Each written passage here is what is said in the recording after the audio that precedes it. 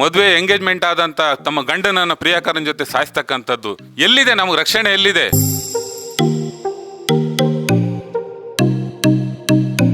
ಜಾತಿ ಆಧಾರಿತ ರಾಜಕಾರಣ ಮಾಡಿ ಹೊರಟಿರ್ತಕ್ಕಂಥದ್ದು ನಮ್ಮ ಪ್ರಜಾಪ್ರಭುತ್ವ, ಜಾತ್ಯತೀತ ಪ್ರಜಾಪ್ರಭುತ್ವ ವ್ಯವಸ್ಥೆಗೆ ಒಂದು ಕೊಡ್ಲಿ ಪೆಟ್ಟು ಅಂತ ಹೇಳಲಿಕ್ಕೆ ಬಯಸ್ತೇನೆ. ಅದು ನಾವೆಲ್ಲ ಒಂದು ಮೊದಲಿಂದ ಒಂದು ಸಹಬಾಳ್ವೆಯಿಂದ ಇರೋದ್ರಿಂದ ರಾಜಕಾರಣ ಒಂದು ಕಡೆ.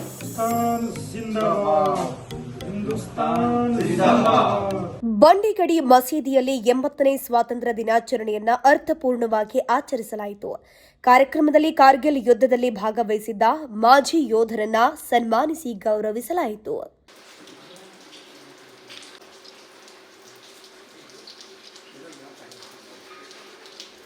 ಈ ಸಂದರ್ಭದಲ್ಲಿ ಮಾತನಾಡಿದ ಜೆಡಿಎಸ್ ಮುಖಂಡ ಬಿಎಚ್ ದಿವಾಕರ್ ಭಟ್, ರಾಜಕೀಯ ನಾಯಕರು ನಮ್ಮನ್ನ ಹಿಂದೂ ಮುಸ್ಲಿಂ ಎಂದು ವಿಭಜಿಸುವ ರೀತಿಯಲ್ಲಿ ಮಾತನಾಡುತ್ತಿದ್ದಾರೆ.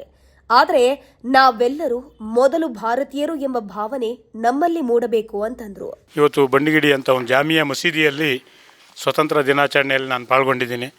ಭಾಳ ಸಂತೋಷ ಆಗ್ತಿದೆ. ಯಾಕೆಂತ ಕೇಳಿದರೆ ಇವತ್ತಿನ ವಿದ್ಯಮಾನ, ಪ್ರಜಾಪ್ರಭುತ್ವ ವ್ಯವಸ್ಥೆಯ ವಿದ್ಯಮಾನದಲ್ಲಿ ಇವತ್ತು ಧರ್ಮಾಧಾರಿತ ರಾಜಕಾರಣವನ್ನು ಮಾಡಲಿಕ್ಕೆ ಹೊರಟಿದ್ದಾರೆ ಭಾರತದಲ್ಲಿ.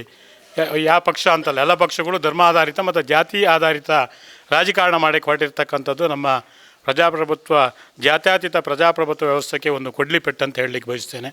ಆದರೆ ಇವತ್ತು ನಮ್ಮ ಬಂಡಿಗಿಡಿ ಅಂತ ಒಂದು ಸಣ್ಣ ಊರಿನಲ್ಲಿ ಇವತ್ತು ಹಿಂದೂ ಮತ್ತು ಮುಸ್ಲಿಂ ಬಾಂಧವ್ಯದ ಸಂಕೇತವಾಗಿ ಇವತ್ತು ಸ್ವಾತಂತ್ರ್ಯ ದಿನಾಚರಣೆಯನ್ನು ಇವತ್ತು 3ನೇ ವರ್ಷ ಆಚರಣೆ ಮಾಡ್ತಾಯಿದ್ದಾರೆ. ಯಾಕೆಂದರೆ ಈ ಒಂದು ಸಂದರ್ಭದಲ್ಲಿ ಇದೇ ರೀತಿಯಲ್ಲಿ ಪ್ರತಿ ಗ್ರಾಮ ಮಟ್ಟದಲ್ಲೂ ಕೂಡ ಇಂಥ ಭ್ರಾತೃತ್ವದ ಸಂದೇಶಗಳನ್ನು ಸಾರುವಂಥ ಸಮಾರಂಭಗಳಾದವಾಗ ಬಹುಶಃ ಈ ಹಿಂದೂ ಮುಸ್ಲಿಂ ಅನ್ನುವಂಥ ಕಂದಕ ದೂರ ಆಗುತ್ತೆ ಅಂಥೇಳಿ ನನ್ನ ಭಾವನೆ. ಹಾಗಾಗಿ ಇದು ಬಂಡಿಗಿಡಿ ಜಾಮಿಯಾ ಮಸೀದಿಯಲ್ಲಿ ಏನು ಕಾರ್ಯಕ್ರಮ ಆಗಿದೆ, ಇದು ನಮ್ಮ ಕ್ಷೇತ್ರಾದ್ಯಂತ ಆಗಲಿ.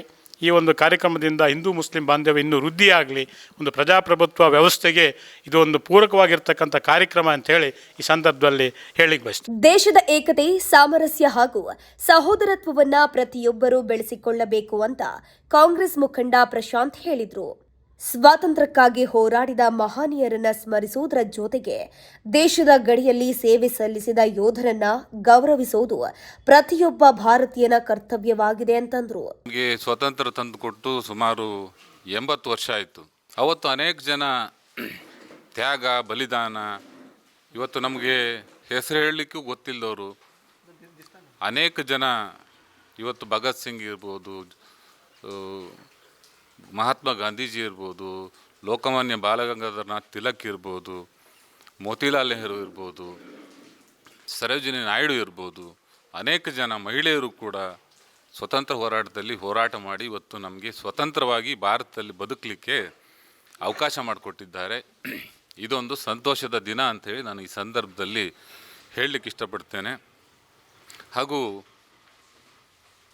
ಸ್ವತಂತ್ರ ಬಂದು 80 ವರ್ಷವಾದರೂ ಭಾರತ ಪರಿಪೂರ್ಣ ಆಗಿಲ್ಲ ಇನ್ನು. ಇವತ್ತು ಕೂಡ ಜಾತಿ ವ್ಯವಸ್ಥೆ, ಮೇಲು ಕೀಳು ಎಂಬ ಭಾವನೆ, ಇವತ್ತು ಕೂಡ ಆರ್ಥಿಕವಾಗಿ ನಮ್ಮ ದೇಶ ಸಮತೋಲನವನ್ನು ಇವತ್ತು ಕೂಡ ಕಾಪಾಡಿಕೊಂಡಿಲ್ಲ.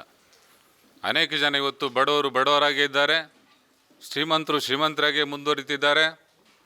ಕೆಲವು ಜನ ರಾಜಕಾರಣಿಗಳು ಮುಖವಾಡ ಹಾಕ್ಕೊಂಡು ಸಮಾಜವಾದದ ತತ್ವಗಳನ್ನು ಹೇಳಿ ದೇಶಕ್ಕೆ ಮೋಸ ಮಾಡ್ತಕ್ಕಂಥವ್ರು ಇದ್ದಾರೆ. ಅವರನ್ನು ಕೂಡ ನಾನು ಈ ಸಂದರ್ಭದಲ್ಲಿ ಖಂಡಿಸ್ತೇನೆ.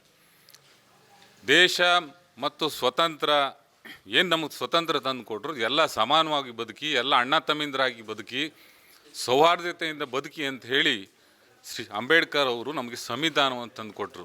ಇನ್ನು ಕಾರ್ಯಕ್ರಮದಲ್ಲಿ ಮಾಜಿ ಯೋಧ ಶುಕೂರ್ ಅಹಮದ್, ಕಾಂಗ್ರೆಸ್ ಯುವ ನಾಯಕ ನಿಜಾಮುದ್ದೀನ್ ಸೇರಿದಂತೆ ಸ್ಥಳೀಯ ಮುಖಂಡರು, ಮಸೀದಿ ಆಡಳಿತ ಮಂಡಳಿಯ ಸದಸ್ಯರು ಹಾಗೂ ಗ್ರಾಮಸ್ಥರು ಉಪಸ್ಥಿತರಿದ್ದರು. ಮೊದಲನೇ ವರ್ಷ ನಾವು ಒಂದು 10 ಜನ ಸೇರಿ ಒಂದು ಸಣ್ಣಕ್ಕೊಂದು ಕಾರ್ಯಕ್ರಮ ಮಾಡಿದ್ವು. ಎಲ್ಲ ಜನ ಸೇರಿ ಒಂದು ಒಳ್ಳೆಯ ಅಭಿಪ್ರಾಯ ಕೊಟ್ಟು, ನಂತರ 2ನೇ ವರ್ಷವೂ ಸ್ವಲ್ಪ ಜನ ಸೇರಿತು. 3ನೇ ಸಲ ಇವತ್ತು ಮಾಡಿದ್ದೀವಿ, ಬಟ್ ಸ್ವಲ್ಪ ಡಿಫ್ರೆನ್ಸಸ್ ಬಂತು. ಯಾಕಂದರೆ ಇನ್ನೊಂದು ಕಡೆ ಕಾರ್ಯಕ್ರಮ ಇತ್ತು, ಸ್ವಲ್ಪ ಜನ ಸೇರೋಕ್ಕಾಗಲಿಲ್ಲ. ಮುಂದಿನ ಸಲ ಇನ್ನೊಂದು ರೀತಿಯಲ್ಲಿ ಮಾಡ್ತೀವಿ. ಆದರೆ ನಾವೆಲ್ಲ ಒಂದು ಮೊದಲಿಂದ ಒಂದು ಸಹಬಾಳ್ವೆಯಿಂದ ಇರೋದ್ರಿಂದ ರಾಜಕಾರಣ ಒಂದು ಕಡೆ, ರಾಜಕಾರಣ ಇದ್ದೇ ಇರ್ತದೆ, ಪಕ್ಷ ಅದೆಲ್ಲ ಇರ್ತದೆ. ಆದರೆ ಮಸೀದಿ ಮಂದಿರಗಳಲ್ಲಿ ನಾವೆಲ್ಲ ಒಂದು ಸೇರಿ ಒಂದು ನಮ್ಮ ಜೀವನ ಸಾಗಿಸಬೇಕಾಗ್ತದೆ. ಇವತ್ತೆಲ್ಲ ಬಂದಿದ್ದಾರೆ, ನಮಗೊಂದು ಬಹಳ ಖುಷಿ ಇದೆ. ಕಾರ್ಯಕ್ರಮದಲ್ಲಿ ದೇಶಭಕ್ತಿ ಹಾಗೂ ಸೌಹಾರ್ದಯುತ ಸಂದೇಶವನ್ನು ಸಾರಲಾಯಿತು.